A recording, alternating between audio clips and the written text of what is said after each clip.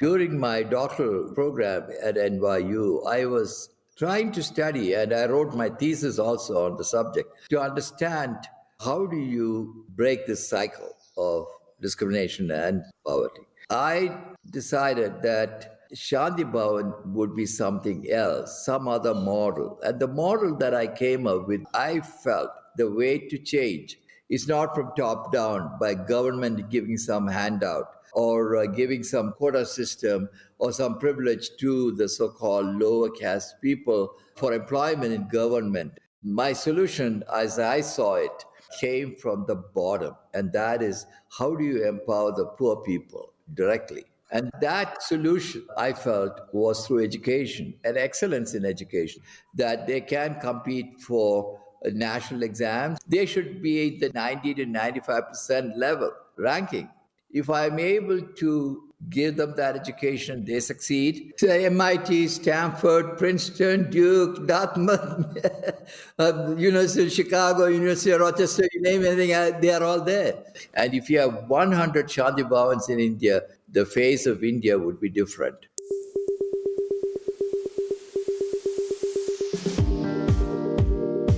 Welcome to Mindful Businesses presented by Sarani, and I'm your host, Vidya Iyer. In our podcast, we bring to you organizations that are mindful in their practices and processes. A mindful organization is one that employs sustainable social, economic, and environmental practices. Today, we have with us Dr. Abraham Goerge, founder of Shanti Bhavan, ending the cycle of poverty through education. He joins us from Bangalore, India. Welcome, Dr. Goerge. Thank you, Vidya. I'm happy to join.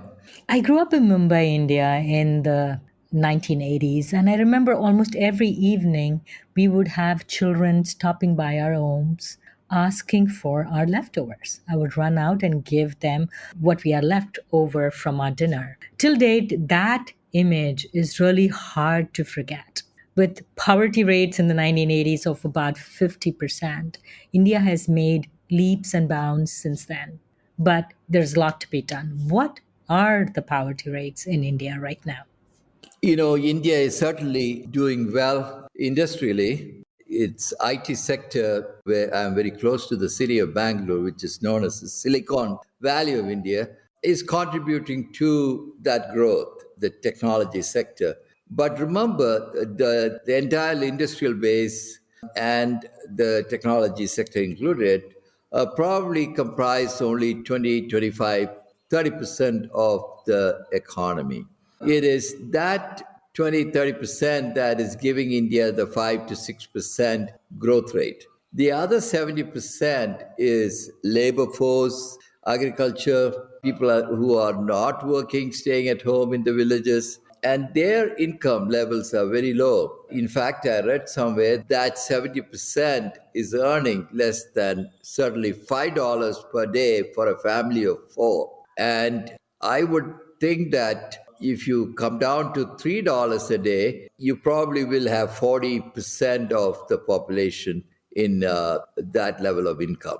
So it's not a very happy picture. The country as a whole, measured in terms of GNP, is doing fairly well, and it will grow. When you are talking about 20, 30%, you are talking about well over 400 million people, reasonably affluent, reasonably well off, upper middle class. 400 million is a very large number, larger than the United States. That will certainly have an impact in the marketplace, but it doesn't mean that the country as a whole is prospering. So, how do they measure poverty levels? Like, of course, should be adjusted for standard of living index, India versus any other, or a living wage standard is the other thing that people talk about a lot. Right. Living wage doesn't apply to India that much. Just to give you an idea, a person working in this part of the country, the rural India, I'm in South India right now, close enough to Bangalore. A salary of, say, $200 a month is way high. You're talking about a very small population is earning that $200 a day. Most people are below that in the rural sector. If you work in a farm and you don't have daily wages, your seasonal wage earner, then if you take it on an average basis for a year, your income will be even far lower. Initially, some years ago, that's like 30 years ago, the United Nations, the World Bank set $1 per day for a family of three as would qualify you to be above poverty level This is in the Indian context. in the Indian context. In fact, it's a global measure. They just put out $2 a day.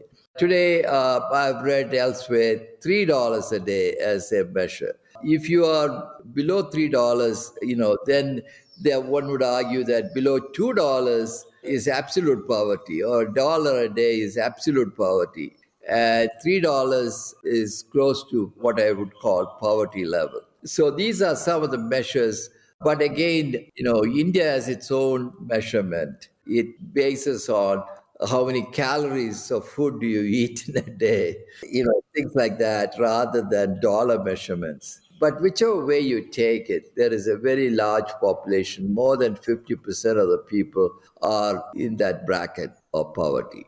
So you grew up in Trivandrum, Kerala, a really, really beautiful state, which has near 100% literacy, right? In most cities. And, it's very unique for India, especially. Then you joined the army, spent time there, and went abroad. Talk about how long were you away from India and what drew you back? So let's talk about how long were you away and what was your career before you started Shanti Bhavan? As you said, I grew up until the age of 14 in Trivandrum.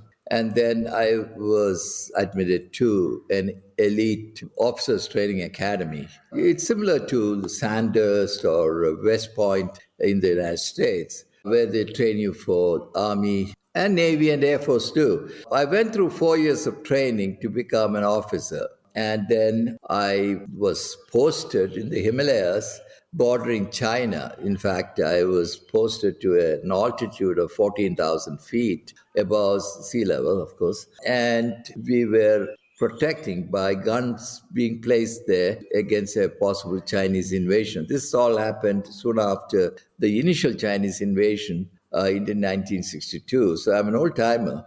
I was there for a while, for 11 months, digging bunkers, soldiers blasting the rocks and so on. And in one of the accidents, I was blown up by a dynamite explosion. Because I noticed that detonator reaching the gun cotton dynamite just in time, I turned around and jumped, and I escaped death, but I was badly injured. After recovery, I spent my time on the Pakistan side of the border. That is another 2.5 years. So by the time I was 21, going on to 22, I was able to get out of the military, because by then I had decided that military career was not for me. Though I was a very successful officer, having risen to the rank of captain in a very short time, I realized that this is not my calling. I need to devote my life to a cause. The cause being two things. First is the social discrimination that Dalits and other so-called lower castes endure, and I need to do something about it. And the second was through that process of trying to reduce discrimination, by the way, through education, and I'll get to that in a minute, reduce poverty for them as well as their families, and hopefully in the long run, through a multiplicative effect for a lot more people. So that was my mission. And I spent some 25 years in America with my own company and made some money. I sold all my businesses in America and came to India 30 years ago. That's quite a journey. So you've seen every possible gamut of what life can bring. You've seen war, you've seen, you had a successful career and got a PhD from the NYU Stern School of Business and had a career in finance, and now come back to what you feel is your roots. Yes, which I feel is my duty, the cause that I embraced. I sold my business at the peak of its growth, consulting engagements and many other things. I got rid of everything. I had made some good money, and I thought I'll return and start Shanti Bhavan.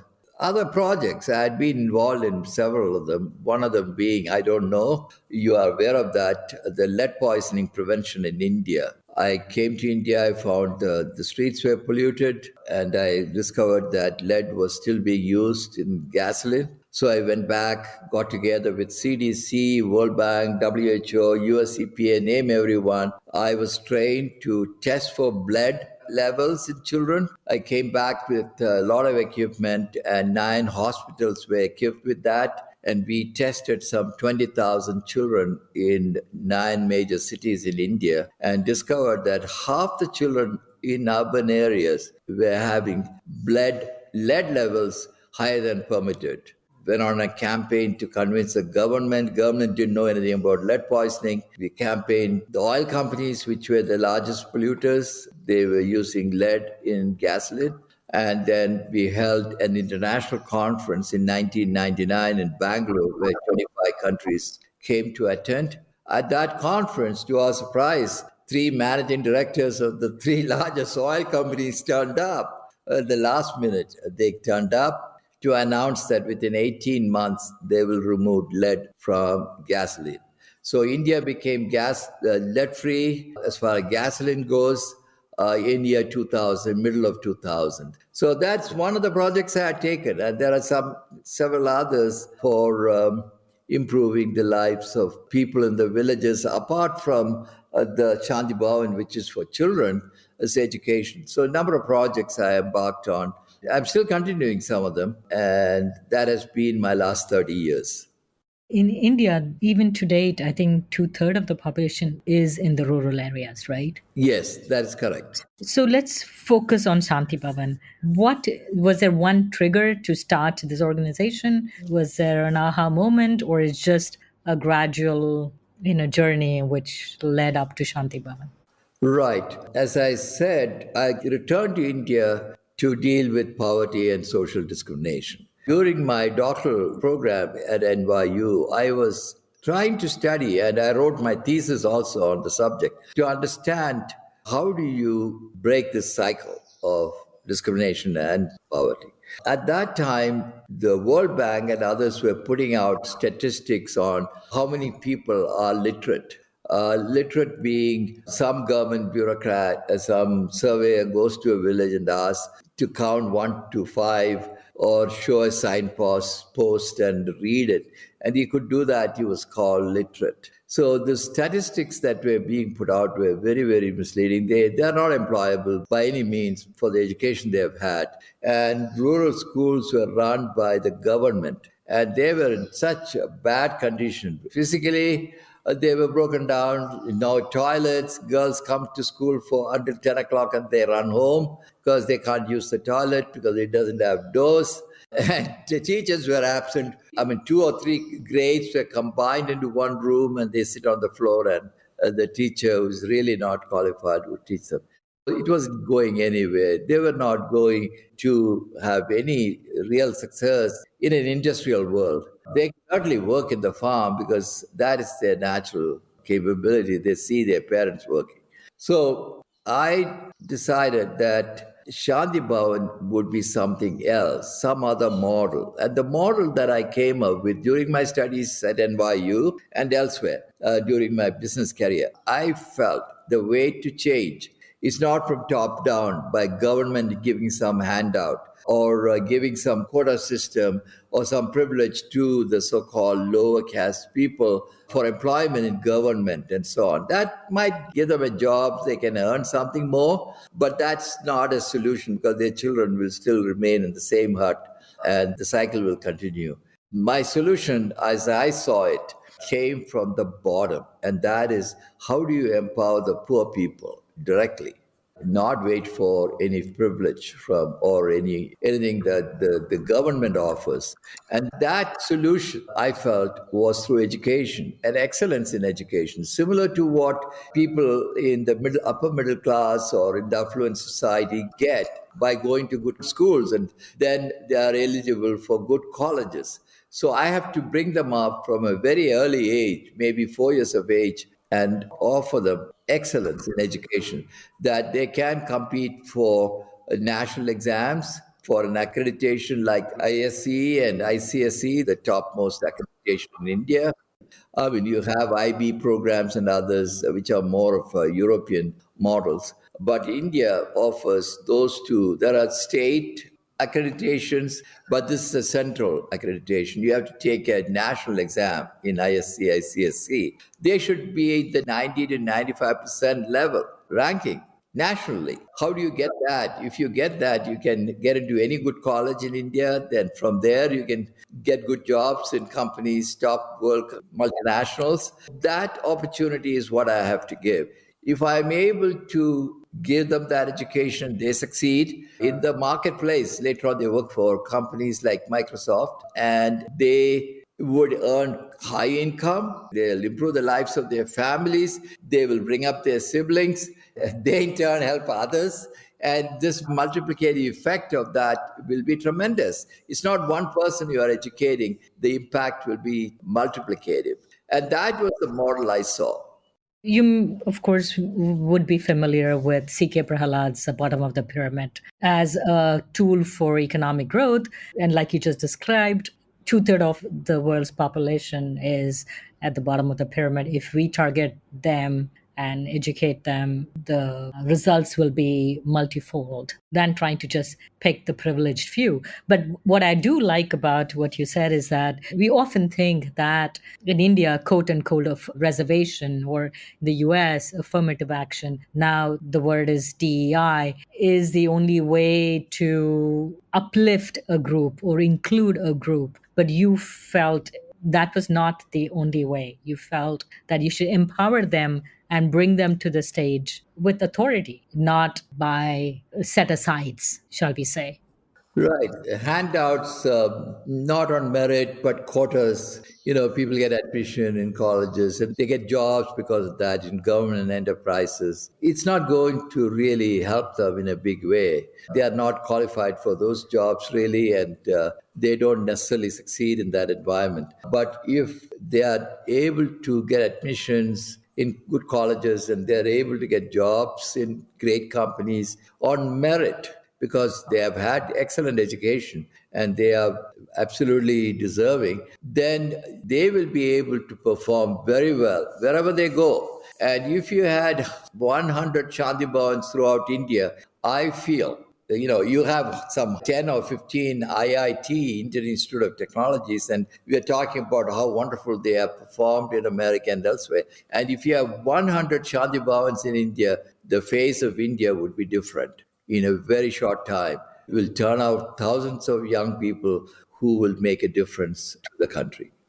So let's delve into the operations of Shanti Bhavan. You set up a school in a rural area, like a physical school, or do you provide some services to a government school or some other school that exists there? Oh, I wouldn't venture providing service to government schools and expect something to happen. No, the Shanti Bhavan School, it's totally independent of the government. In fact, we don't accept money from the government. We want to be able to offer the best program, the best curriculum, best education, and all-round education. There are two aspects to it. One is it's not enough that you offer education, textbooks, that's what Indian system is. You have to mug up or you have to learn the textbooks which are part of the syllabus. They're tested very rigorously and if they do well, that's great. But I felt that was not enough. The children have to be brought up to be able to move in any society. So my model is that they are taken into the school at the age of 4. Based on several criteria, they have to be below the poverty level, the family. Single mothers are given more preference for their children, and they should be willing to send their kids at the age of 4. They have to stay with us for 10 months in a year, 2 months they go home. All these things are there because you return to a home that is dysfunctional. And the child is learning something else. The families themselves are in a deplorable condition. There could be violence. The wife is set on fire by the husband for some reason or the other. The child has witnessed that. Violence against women of other nature. theft. They see father coming back with stolen vegetables from the neighbor's farm. Any number of things, lying. If you grow up like that, just an education is not going to do anything.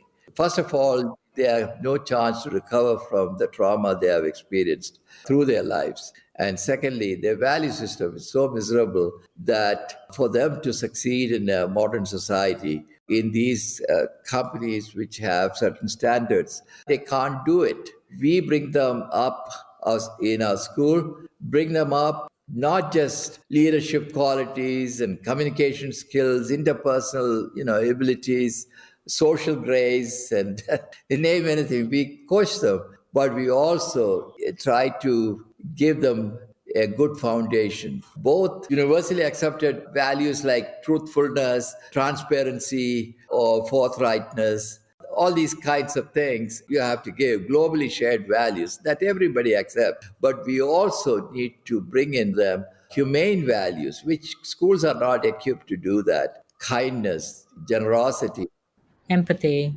yeah, humility, and these are not, they are left to parents to do, and these parents are not capable of doing it.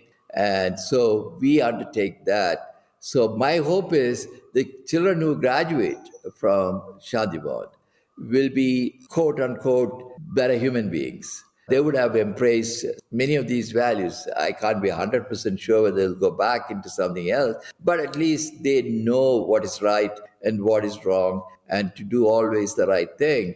That is one of our goals, and that is possible when we spend 24 hours a day for 10 months in a year with us. We are able to bring them up like that. Apart from, as I said, leadership and other qualities will allow them to function effectively in any environment. Good communication skills. If you talk to any of my kids, you will find that they are just as polished, just as fluent in the language and their ability to communicate as some of the kids from top schools. So it's an all-round education, the three pillars being excellent education, the curriculum, leadership and communication skills, and the third one being humane values. How many Shanti Bhavans are there in India right now? Well, we have two. We opened a second one, and we are hoping that in the next few years we'll have a third one. But this cannot be scaled up by us alone. Of course. Others who have the financial means can learn from us. We can teach them what we do, and they can run the program slightly differently or whatever it is. But the principles by which it is run, that they can't violate. For example, equality. Everyone is equal.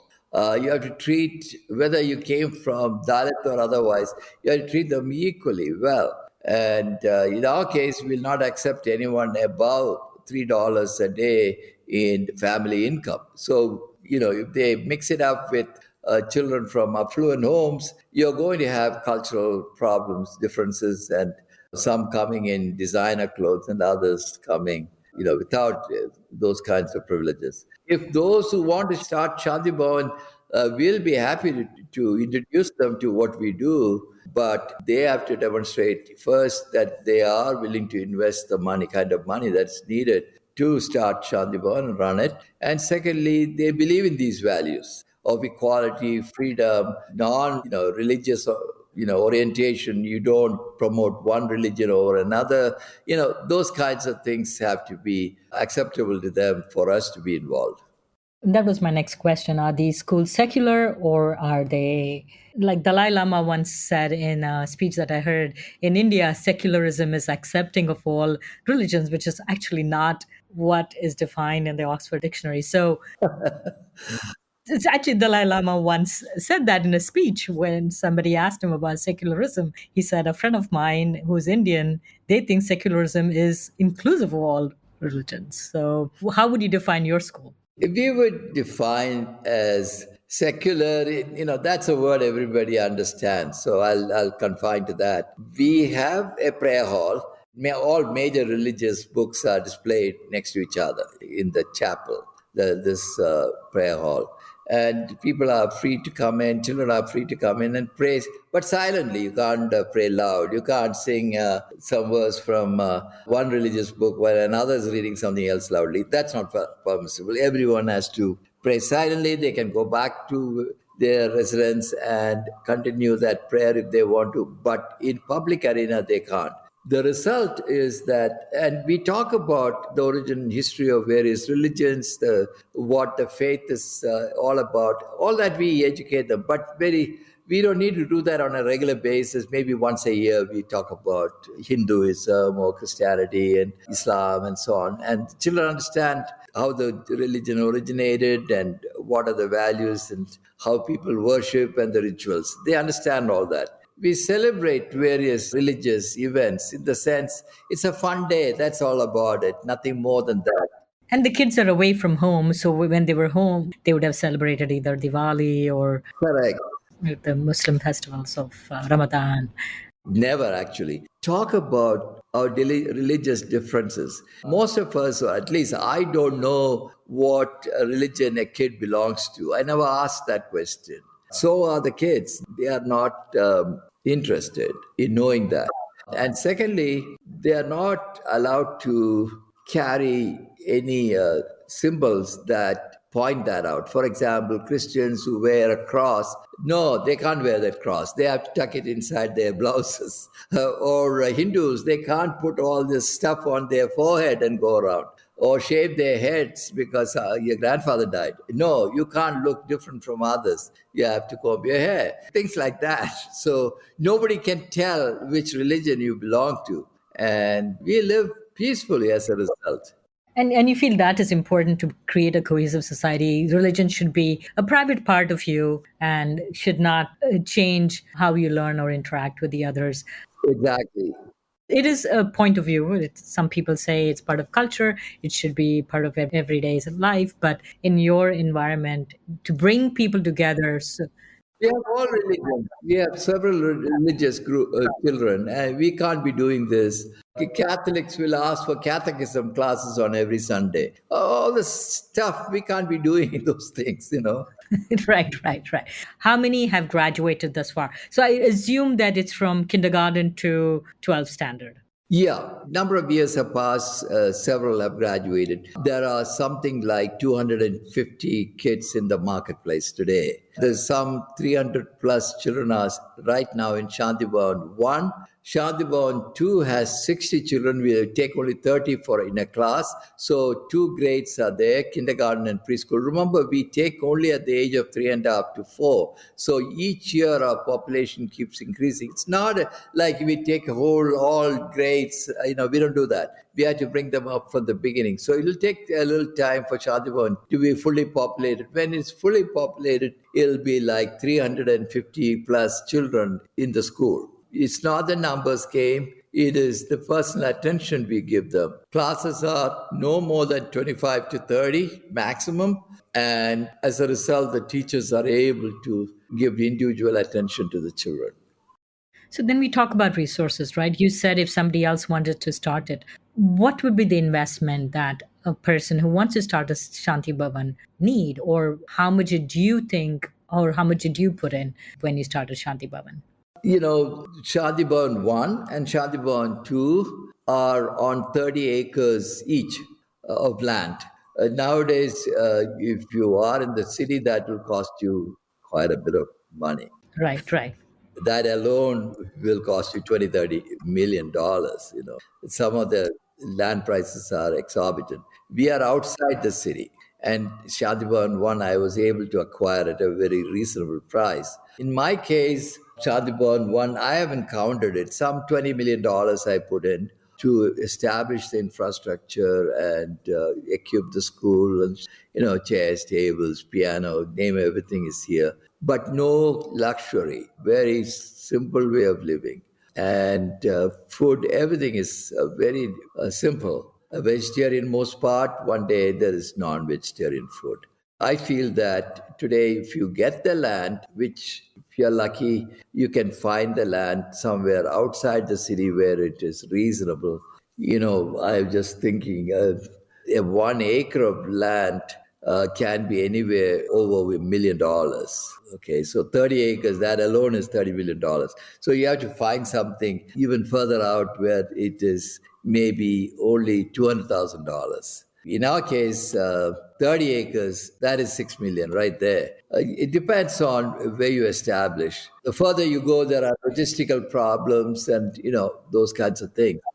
Do you require that such a large piece of land in India? Land, there is a lot of pressure on it because just the basic number of people who live in India. So can your model be scaled to like two buildings or three buildings, in like a 2 acre plot?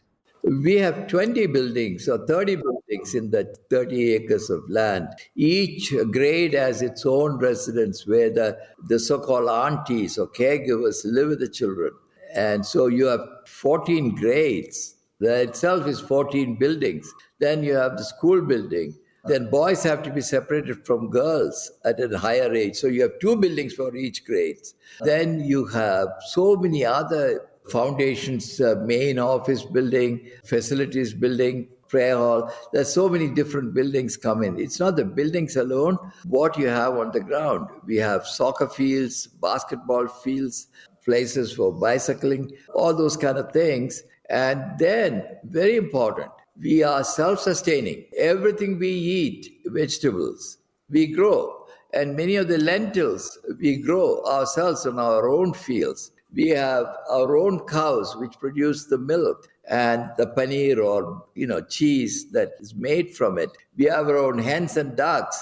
So when you start adding space for all those things and for nice garden and all of that, it adds up to easily 25 to 30 acres. And you want it to look good. So basically, it's a full transformation. It's not just you're creating a whole community, a whole complex for these kids to be, nurtured and have a completely different. That's the reason you're able to have some success stories, because I read somewhere that some of your students have gone to some very difficult colleges to get into, like Stanford and maybe MIT. So MIT, Stanford, Princeton, Duke, Dartmouth, University of Chicago, University of Rochester, you name anything, they are all there. Imagine, it has never happened in the history of India. Children from these one-room huts, which never had a kitchen or a toilet, lived on less than $2 to $3 a day, ending up in Stanford. Imagine what a transformation that is. And how did it happen? It just doesn't happen by just giving some education. And they do very well in these colleges too. What are your next steps? What are your goals? Who will carry your torch that you have started? But that's a very intuitive question. I don't live forever, right? I didn't mean it in that way. I meant we need to scale this. You have a formula. Right. You have over the years tweaked it and but like you said, you cannot do it by yourself. So who will go on with this mission? We have a very good team of people. There are 150 staff members working here. And some of them at the top managerial level, others in the middle, and others, slightly lower positions. But the reason they are here is their commitment to the cause. I can't offer them the kind of salaries that private enterprises in Bangalore can offer. But these people have worked here 15, 20, 25 years with me, and they won't leave because they believe in what they're doing and they have a commitment to doing a good job. So let me just say this also, staff is more difficult than the children. Children are a piece of cake. You can mold them. You can really educate them. You can mold them. You can make them great human beings. But staff who are older people, older means in their 20s, 30s, and so on, who come here, they have set ways, and to change them, it's a challenge. But we have been able to do that with our own way of dealing, which is forthright contact, keeping your word, always treating them with care, and yet disciplined. You are able to keep the staff. It must be a challenge, of course, because you're set in the rural areas. To be able to get the talent and retain them would probably be a very onerous and not easy task. Yeah, you're right. We are not looking for employees, Harvard educated, and so on. Most of our people have just gone through a high school or undergraduate. That's about it from not so great schools. But the training they get here in a few years, they are excellent. And what we ultimately need is people who have a commitment to their work and who will then keep their word and do the honestly. That is the population we are looking for. So, what would you say your overhead costs are? So, you're set up as a nonprofit, I'm assuming, and the metric when anybody donates to a nonprofit, or they have this ratio of what percent of the donations are used for administrative costs. So, what do you think would be a percent that goes to the programs, and what goes towards the administration of the nonprofit? Our overall cost right now, the operating expense is close to $1 million for both schools combined. Some 8 crores plus $1 million. Someone may say for 400 children, that's a lot of money. Not really. Talking about 2,000 plus dollars per annum in terms of programming costs. There are so many other costs, capital costs and so on, which are slightly different outside of the operating costs. We don't forget we are providing food, we are providing medical care, we are providing residential care, all those things. It's not education alone. It's not a day school. You come at 9 and leave at 3 o'clock and you just pay the teachers and that's it. That's not what it is. Here, looking after human beings, you know how hard it is to bring up one child in a home and imagine 400 kids. Every day some kid is sick, with some ailment. It is $1 million. Then every 25 years, you have to improve the buildings. They'll break down here and there. Leaks are there. So you need certain capital expenditures for maintenance. That's separate. But that's not a every year cost. That's only occasionally. Those are operational costs, either capital or everyday costs. If I donate $100 to Shanti Bhavan, are you saying that the whole $100 goes to the programming and there are no administrative costs that are taken out of it? The administrative costs, as we defined, the people needed for compliance with the government, filing tax returns, having lawyers to represent you if there is a legal problem. Probably this question is not relevant for you because I think it seems that almost 100% goes to programming, whereas in some cases they have like an executive director who administers these grants and then they receive the grants. So they are justified costs, but there is sort of this percent that everybody talks about. But in your case, it seems like almost 100% goes towards the direct costs of running.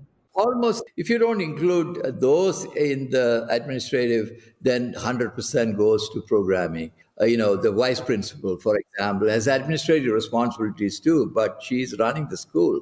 Right. The CEO or the chief administrative officer has to do banking transactions. That's part of, I don't know whether it's administration or operating, but if you call it operating expenses, you have to make the donations. You have a CSR. They have to go and corporate social responsibility. You have to seek money from corporations. We have to have, 3-4 people who are calling all these companies and asking them to help us. If that's part of the programming, then we don't have any non-programming costs. Shanti Bhavan is unique because it's not just education, it is a method of living, it's an art of living. How is it different? The children need to grow up knowing there is a right way to live.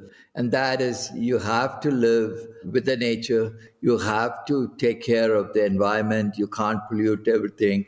You have to be energy efficient. You have to be clean, all these things. Just so that in 1995, when I first started in rural area, the electricity was not readily available. Power lines were some distance away. And even then, blackouts and brownouts. Brownout being electricity doesn't have the power to run machines or anything. Only at night they get the power. Things of that kind. We decided the whole campus will be run solar. I had a hard time finding solar panels. I finally bought it from British Petroleum that was selling solar panels and solar systems. In 95, hardly anyone using solar energy. Today, of course, everybody talking about it. Both our campuses are 100% solar. We don't use conventional electricity. All the lights that are on, they're all driven by solar.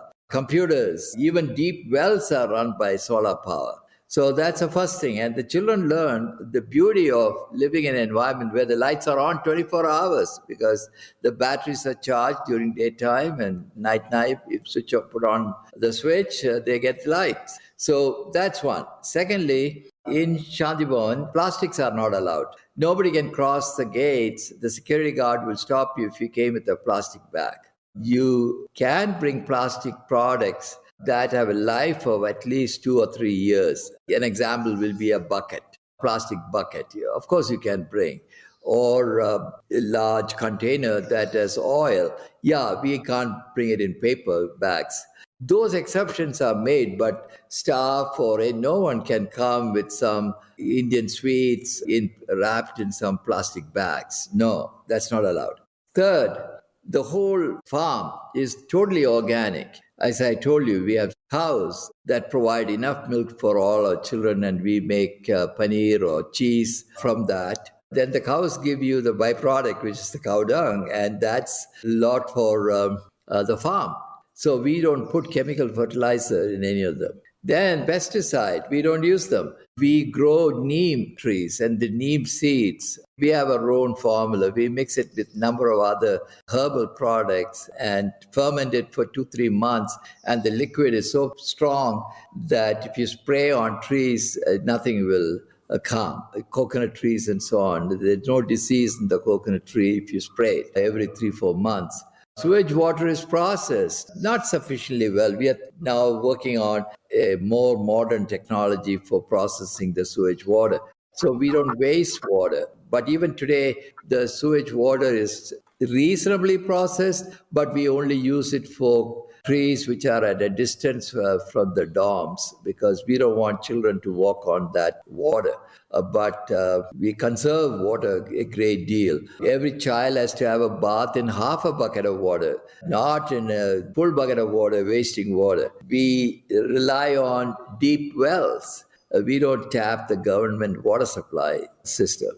We have our own water and we have water conservation, pits where the rainwater is collected. So on and on, every aspect of living in an environmentally sustainable manner is what we do every day. And that's part of our lifestyle. No great philosophy of any kind, just live correctly. Children enjoy doing it and life goes on. That beautiful statement. Thank you so much, Dr. George, for coming on Mindful Businesses. Wishing you all the best in all your endeavors. Thank you, Vidya, for inviting me to your program. I was excited when I saw that you are thinking about there's a better way to run businesses, and that excited me. Thank you again. You're listening to Mindful Businesses, produced and hosted by Vidya Iyer. We would love to hear from you. Send us an email at info@mindfulbusinessespodcast.com. If you learned a thing or two from this episode, share it with one friend. Click on the subscribe button to be the first to learn about our latest episode. We recorded this podcast in Alappuzha, Kerala. The theme music was composed by Tatum Gale. Roxanne Korean is our marketing assistant. Ketan Karat is our podcast editor. Our advisors are Jim Stone and Anupama Pastrija. This is Vidya Iyer with Mindful Businesses.